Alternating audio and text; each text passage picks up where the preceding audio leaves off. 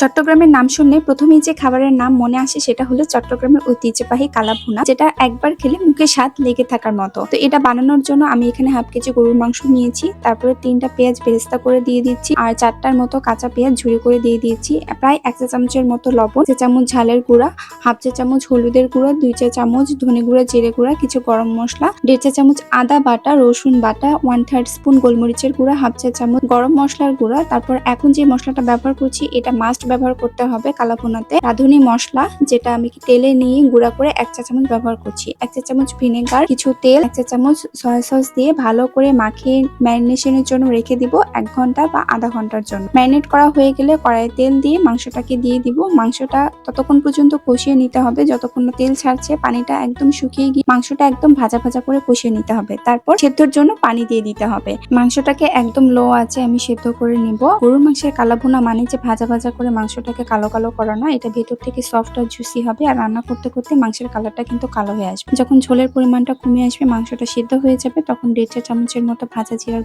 গুঁড়া অ্যাড করব। আর মাংসের মধ্যে কোনো প্রকার পানি থাকবে না, শুধু মাখা মাখা হয়ে যাবে, তখন নামিয়ে ফেলবো। এখন বাগার দিয়ে নিব সরষের তেল, 2টা শুকনো মরিচ, 3টা রসুন কুচি, একটা পেঁয়াজ পাপরিকার মতো করে দিয়ে বাগার দিয়ে নিব। তারপরে বাগার সহ মাংসটা মাখিয়ে নিলে আপনার কালাভুনা একদম রেডি। কিছুক্ষণ পর দেখবেন মাংসের কালারটা একদম কালো কালো, একদম অথেন্টিক চট্টগ্রামের ঐতিহ্যবাহী কালাভুনার মতো আকার ধারণ করেছে। এটা খেতে এত বেশি মজার, গরম ভাতের সাথে এটা বেশ ভালো লাগছিল। সামনে তো কুরবানি ঈদ, অবশ্যই এটা বাসায় ট্রাই করবেন। দেখা হবে নেক্সট কোনো ভিডিওতে। আল্লাহ হাফেজ।